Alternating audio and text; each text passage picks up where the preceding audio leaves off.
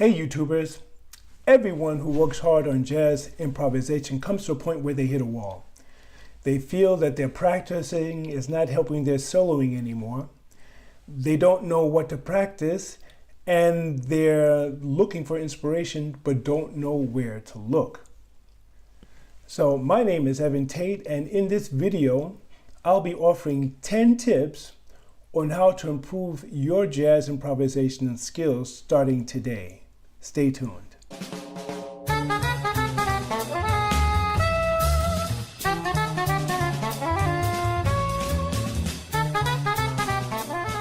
Number 1, listen to new music.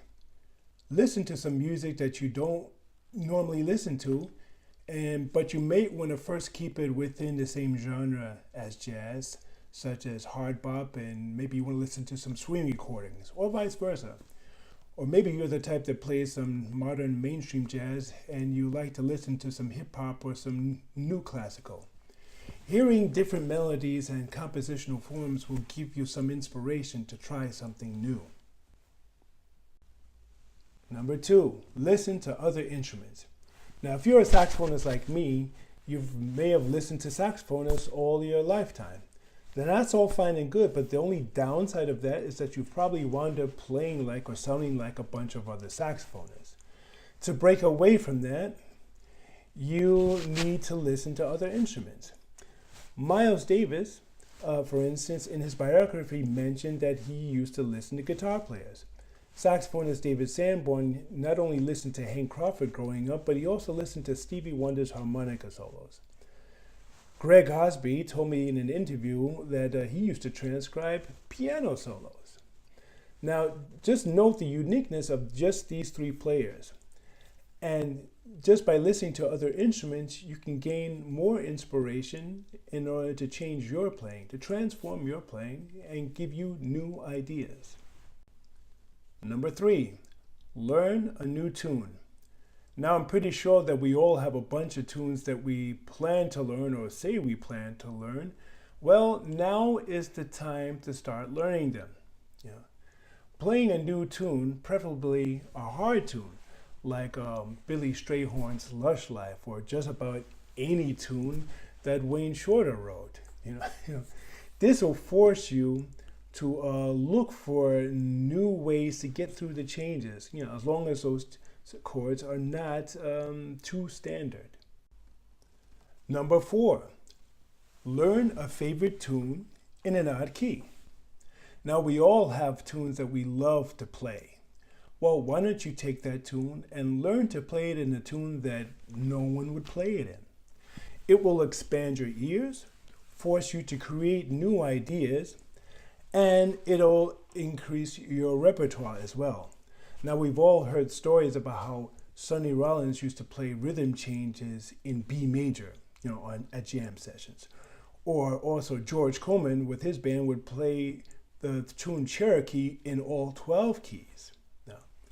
Now, of course, these are amazing feats, but it's something that's worth trying.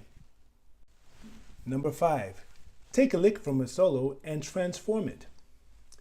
This is a technique that Greg Osby told me that he used to do once he transcribed a piano solo.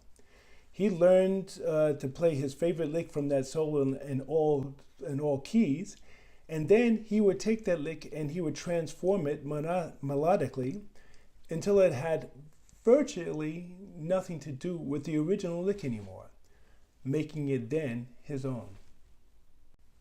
Number 6, take a lick and transform it rhythmically. Now, this is something that you can do in tandem with the previous technique.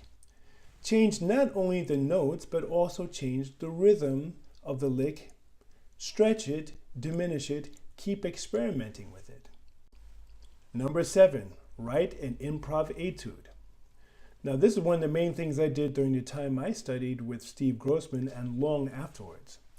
Take a tune, write out the changes, write a solo over it in all eighth notes.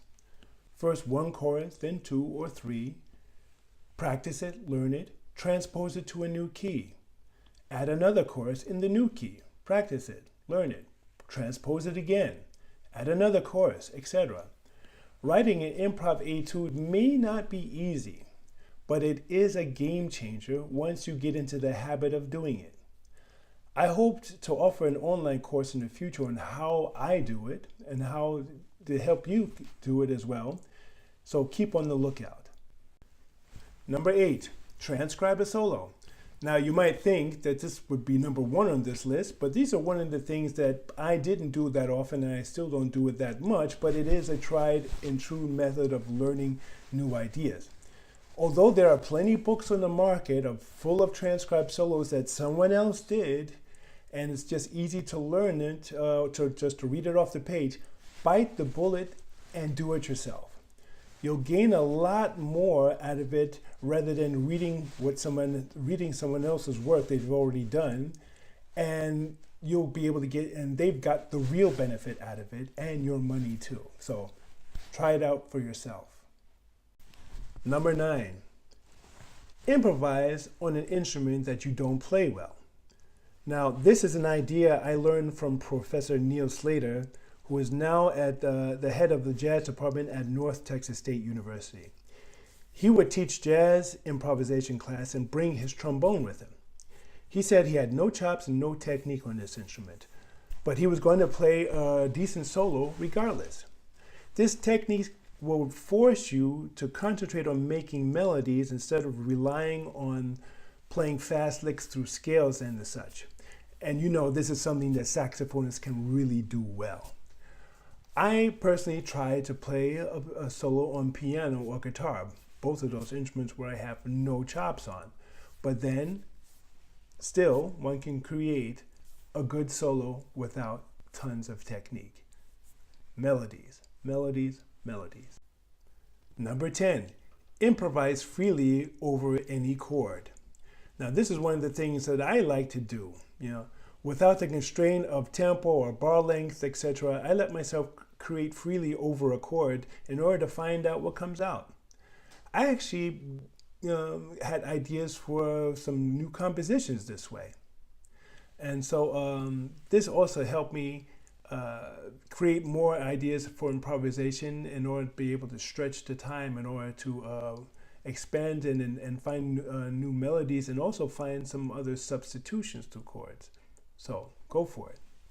So now we've gotten to the 10 tips, and now, as I promised, bonuses. Number 11, compose your own tunes. Often when I teach improvisation to beginners, I teach them how to create their own basic blues tune. We take one musical idea and get 2 tunes out of it. This gets the novice to learn how to create and manipulate melodies and how it eventually crosses over into spontaneous improvisation. I hope to offer a course on the web soon on how to do that. It may be to help some beginners out there, or even teachers who might want to look for a new method on learning and teaching improvisation to their students. Number 12, learn to play every tune as a ballad. Now, this is something I learned from a jazz workshop I attended as a kid in New York City with Jamil Nasser and Harold Mayburn. They would learn to play every single new tune, any standard, as a ballad first. They even learned to play John Coltrane's Giant Steps as a ballad first. The thinking is, playing fast is easy. You can repeat yourself without anyone noticing. You can also fake it through changes. But when you really learn to play slowly, you really have to play something solid. It has to swing. And if you practice this way, you learn tunes this way, guaranteed you'll know the changes better than anyone else. Well, there you have it. 10 ideas on improving your jazz improvisational skills starting today. Plus 2 bonuses, 12 in all.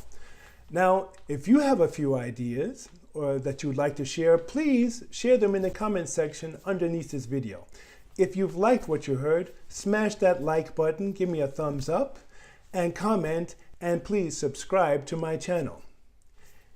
So thank you for listening, and we'll see each other in the next video.